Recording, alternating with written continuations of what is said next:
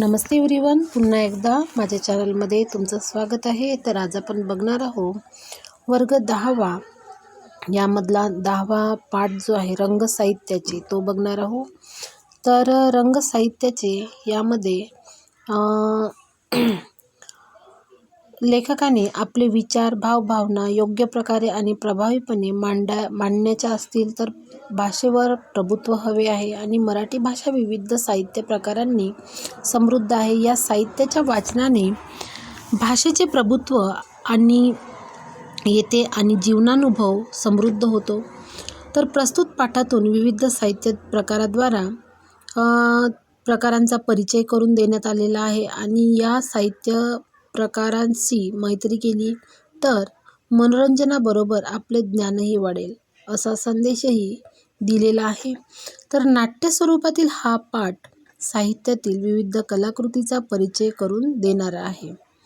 तर सुश्रुत वर्गातील सहल भिलार या पुस्तकाच्या गावाला नेण्याचे ठरले आणि वर्गात सूचना आली. दुसऱ्या दिवशी शिक्षकांनी भिलार या गावाची माहिती सांगितली, त्याबाबत एक फिल्म दाखविलीसुद्धा आणि सुश्रुतला ते खूप आवडले. घरी परतल्यावर तो सहलीला जाणार म्हणून आनंदाने झोपला. काही वेळाने त्याला जाणवले की काही पुस्तके मुलामुलींचा वेश परिधान करून आणि हातात हात घालून आनंदाने गाणी गात आहेत, नाचत आहेत. एवढंही नाही तर त्यांना उठवतही आहेत. सुश्रुत झोपेतच म्हणाला, "कोण रे तुम्ही? इथे काय करत आहात?" मुलामुलींच्या वेशातील पुस्तके सुश्रुतला म्हणाली, "अरे, आम्ही सर्व तुला भेटायला आलो आहोत. आम्हाला तुझ्याशी मैत्री करायची आहे." तर सुश्रुत म्हणाला, "तुम्ही सगळे कोण आहात?" कथा म्हणाली, "अरे, असा घाबरतोय काय? हे सगळं आपलेच मित्र आहेत. सगळ्यांशी चांगली मैत्री होईल. तुझी माझी ओळख तर तुला लहानपणापासूनच आहे." "अरे, मी कथा आहे. ही गोष्ट माझंच दुसरं नाव." तर अशा प्रकारे सुश्रुत जो आहे तो झोपी गेला आणि त्याच्या स्वप्नामध्ये सगळे पुस्तके आले. शाळेचा गणवेश घातलेले. त्यातली कथा म्हणाली की "अरे, घाबरतो काय? हे सगळे आपले काय हे मित्रच आहे." तर सुश्रुत म्हणाला, "आपली ओळख कशी काय?" सुश्रुत कथेला म्हणाला की "आपली ओळख कशी काय?" कथा म्हणाली, आजीच्या तोंडून इसापनीती, पंचतंत्र, अकबर बिरबल अशा गोष्टी ऐकत ऐकत मला वाचायची सवय लागली." त्यानंतर सुश्रुत म्हणाला, "हो, आत्ता आठवलं. आजी मला नेहमी कोल्हा, उंदीर, ससा, कासव यांच्या गोष्टी सांगायची." तर कथा म्हणाली, "बरं का सुश्रुत, आकर्षक सुरुवात आणि परिणामकारक शेवट ही माझी वैशिष्ट्य." तर कथाने काय म्हटलं की आकर्षक सुरुवात आणि परिणामकारक शेवट ही माझी काय आहे वैशिष्ट्य आहे असं तिनं म्हटलं. नंतर सुश्रुत म्हणाला की "तुझे काही प्रकार आहेत का त्यावर? कारण आज मराठीच्या मॅडम म्हणाल्या आपण साहस कथा शिकूया." तर कथा म्हणाली, "अगदी बरोबर. परीकथा, बोधकथा, विज्ञानकथा, ऐतिहासिक कथा हे माझेच अनेक प्रकार आहेत. शिवाय नाटक, मालिका, चित्रपट या सर्व ललित कथांचा पाया म्हणजे मी. मूळ कथा दर्जेदार असल्याशिवाय रंगत जाते आणि म्हणजे मूळ कथा जी आहे ते दर्जेदार असल्याशिवाय कोणतीही कलाकृती उत्तम होऊ शकत नाही. एवढंच नाही तर उत्तम निवेदन तंत्रामुळे ती खुलत जाते, नंतर रंगत जाते. किंबहुना उत्तम निवेदन तंत्राचा वापर हे माझ्या यशाचे रहस्य आहे." अशी काय म्हणते कथा म्हणते.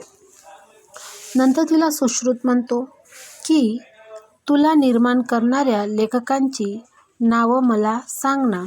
सुश्रुतनं आणखी एक प्रश्न विचारला की "तुला निर्माण करणाऱ्या लेखकांची मला नावं सांग." त्यावर कथा म्हणते ए. गो. जोशी, म्हणजे तिने नाव सांगायला सुरुवात केली. ए. गो. जोशी आहे, वि. स. खांडेकर आहे, विभावरी शिरूरकर आहे, व्यंकटेश माडगूळकर आहे, व.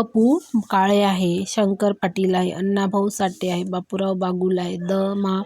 मिरासदार आहे. यासारख्या अनेक नामवंत लेखक लेखिका यांनी आपल्या उत्तमोत्तम कथांनी मराठी वाचकांना तृप्त केले, असं कथा सुश्रुतला सांगत आहे. मग सुश्रुत म्हणतो, किती सुंदर. आता ही ताई कोण बरं? कादंबरी म्हणते, काय सुश्रुत, आवडली का कथा? मी कादंबरी, कथेची थोरली बहीण. मन हवं तर कादंबरी म्हणजे खरं तर मोठी कथाच, पण माझा आवाका कथेपेक्षा फार मोठा आहे. तर सुश्रुतनं काय म्हटलं की ही कोण? तर त्यानंतर कादंबरी म्हटली की आता ही ताई कोण बरं, असं म्हटलं. तर त्यावर कादंबरी म्हणते, काय सुश्रुत, आवडली का कथा? मी कादंबरी, कथेची थोरली बहीण. म्हणजे कथेची थोरली बहीण कादंबरी. कादंबरी म्हणजे खरं तर मोठी कथा असते, असं त्यांनी सांगितलं. पण माझा आवाका कथेपेक्षा कसा आहे, फार मोठा आहे, असं कादंबरी सांगत आहे. सुश्रुत म्हणतो, मोठा म्हणजे किती ग?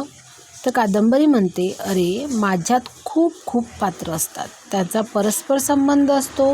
विविध घटना प्रसंगातून माझे कथानक हळूहळू उलगडून जाते आणि वाचता वाचता माझ्यातील पात्र तुम्हाला ओळखीचीच वाटू लागतात, आपल्यातील भासू लागतात.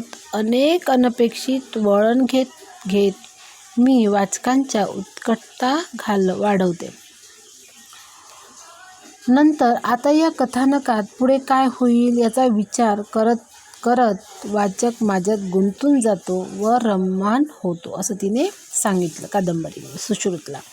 मग सुश्रुत काय म्हणतो की खरंच तुझा आवाका खूप मोठा आहे. कादंबरी म्हणते, बरं का सुश्रुत, साहित्य क्षेत्रातील सर्वोच्च ज्ञानाचा ज्ञानपीठ पुरस्कार वि. स. खांडेकर यांच्या ययाती या कादंबरीला मिळाला, तेव्हा मराठी माणसांचा ऊर अभिमानाने भरून आला. तर कविता म्हणते, सुश्रुत, ओळखलंस मला? अरे मी आहे कविता. माझी आपली तर फार पूर्वीपासून चांगली ओळख आहे, नाही का? तुमच्या पाठ्यपुस्तकातल्या सगळ्या कविता तुम्ही तालासुरात म्हणतात. सुश्रुत त्यावर म्हणतो की हो ताई, मला आठवलंय, ही आवडते. मज मनापासून शाळा आणि श्रावणमासी हर्ष मानसी या माझ्या आवडत्या कविता आहे, असं सुश्रुतनं कविताला सांगितलं. मग कविता म्हणते, छान हं सुश्रुत, माझं रूप छोटंसं, आटोपशीर, मोजक्या शब्दात मोठा आशय व्यक्त करणं हे माझं वैशिष्ट्य आहे. म्हणजे खूप छोटी असते पण खूप मोठा आशय सांगते, खूप काही सांगून जाते, हे माझं वैशिष्ट्य आहे, असं ती म्हणते. कोण? कविता. यमक, अनुप्रास अशा शब्दालंकारांनी माझं बाह्यरूप आणि उपमा, उत्प्रेक्षा, रूपक यांच्यासारख्या अर्थालंकारांनी माझं अंतरंग सजवून कवी मला अधिक आशयगर्भ करते. म्हणजे कवितेनं सांगितलं की कवी कशाप्रकारे तिला बनवते, म्हणजे कशाप्रकारे तिला आशयगर्भ बनवते, किंवा मग तिला जसं तिचं वैशिष्ट्य यमक, अनुप्रास शब्दालंकारांनी तिचं बाह्यरूप घडवते, तर आतील रूप, उपमा, उत्प्रेक्षा, रूपक यासारख्या अर्थालंकारांनी तिला सजवल्या जाते. मग सुश्रुत म्हणतो की मॅडम, तुम्ही सांगतात कवितेची शब्दरचना अर्थपूर्ण व चपकल असते, कल्पनांचा सुंदर आविष्कार कवितेत असतो, हे बरोबर ना? तर कविता म्हणते, अगदी बरोबर आहे. आणखी काय माहीत आहे सुश्रुत तुला? त्यावर सुश्रुत म्हणतो, ताई, मला असं वाटतं संगीतकारांनी स्वरराज चढवला की तुझं गाण्यात रूपांतर होतं, कारण तुला मी पाठ्यपुस्तकात वाचतो आणि शिडीमधून, चित्रपटामधून ऐकतो सुद्धा. त्यावर कविता म्हणते, छान परीक्षण आहे हा तुझं. बरं, मला एक सांग, तुझ्या शाळेत मराठी दिन साजरा करतात का? सुश्रुत म्हणतो की हो. नंतर करतात ना. कविता म्हणते, कोणत्या तारखेला करतात? त्यावर सुश्रुत म्हणतो, 27 फेब्रुवारीला. 27 फेब्रुवारीला कविता म्हणते, अगदी बरोबर. तो कोणता दिवस आहे माहीत आहे तुला? नाही ग. नटसम्राट नाटकांचे लेखक वि. शिरवाडकर म्हणजे कविवर्य कुसुमाग्रज यांचा. सुश्रुत म्हणतो, खरंच? कविता म्हणते, कुसुमाग्रजाबरोबरच केशवसूत बालकवी नंतर बोरकर, बासी मर्ढेकर, शांता शेळके, इंदिरा संत, सुरेश भट, नामदेव ढसाळ, नारायण सुर्वे अशा अनेक कवी कवयित्रींनी मला आपल्या प्रतिभेने सजवलं, असं त्या कविता जी आहे ती सुश्रुतला सांगते. नंतर संतकाव्यापासून पंथकाव्य, मध्ययुगीन काव्य, शाहिरी काव्य अशी वळणे घेत आधुनिक काळात मी मुक्त छंदाचे रूप धारण केले आहे. अशा प्रकारे इथे जी कविता आहे ती सुश्रुतला आपल्याबद्दल सांगत आहे की संतकाव्यापासून पंथकाव्यापर्यंत, तर मध्ययुगीन काव्यापासून शाहीर काव्यापर्यंत अशी वळणे घेत आधुनिक काळामध्ये सुद्धा मी मुक्त छंदाचे रूप धारण केलेलं आहे, असं कविता सांगत आहे. नंतर नाटक म्हणते, अरे सुश्रुत, ओळखलं का मला? त्यावर सुश्रुत म्हणतो, तू कोण आहेस रे? तेव्हा नाटक म्हणतो, अरे नाटक दादा तू. नंतर नाटक म्हणतो, पात्ररचना, चुरचुरीत संवाद आणि नाट्यमय घटना प्रसंग यामुळे मी मराठी माणसांच्या हृदयात अढळ स्थान प्राप्त केलेले आहे. तुला माहिती आहे, माझं रंगमंचावर सादरीकरण होणार आहे. याचे भान ठेवूनच नाटककार माझी मांडणी करतो. वाचनीय अन प्रेक्षणीय व्हावं अशी त्यांची अपेक्षा असते. तर इथे नाटक काय सांगत आहे की पात्ररचना, चुरचुरीत संवाद आणि नाट्यमय घटना हे प्रसंग जे आहे यामुळेच मी मराठी माणसाच्या हृदयात अढळ स्थान प्राप्त केलेलं आहे, असं तो सुद्धा म्हणत आहे. नंतर सुश्रुत म्हणतो की मी कालच एक धम्माल बालनाट्य बघितलं. त्याचं दिग्दर्शन उत्तम होतं. अरे बाबा म्हणाले. नाटक म्हणतात, वा छान. अरे दिग्दर्शकासाठी मला दिग्दर्शित करणे हा आनंददायी अनुभव असतो आणि मराठी भाषेत गोविंद बल्लाळ, देवल, श्रीपाद कोल्हटकर, राम गणेश गडकरी, पु ल देशपांडे, वसंत कानेटकर, मधुसूदन कालेलकर, प्र के अत्रे अशा दिग्गज लेखकांनी मला समर्थपणे हाताळलं, असं सुद्धा नाटक इथं सांगत आहे. नंतर पुन्हा जे आहे ते नंतर आलेलं आहे तिसरं की चरित्र. ये सुश्रुत, शुक इकडे बघ. मग सुश्रुत काय म्हणतो, कोण बोलतंय रे मला? त्यावर चरित्र म्हणतो, अरे मी एखाद्या थोर व्यक्तिमत्वाच्या व्यक्तीचा लेखकावर प्रभाव पाडतो आणि त्यातून त्यांच्या आयुष्याची गाथा लिहिण्याची प्रेरणा लेखकाला मिळते. यातूनच मी जन्माला आलो. मग सुश्रुत म्हणतो, मॅडम नेहमी म्हणतात की थोरांचे चरित्र सामान्यांना प्रेरणा देतात म्हणून. तर चरित्र म्हणतो, अगदी बरोबर आहे, कारण मी असतोच मुळी संघर्षमय, कर्तृत्ववान आणि संधीचे स्वर्णसंधीत रूपांतर करणारा. म्हणूनच सामान्य लोकांची मत माझ्या सहवासात बदलतात.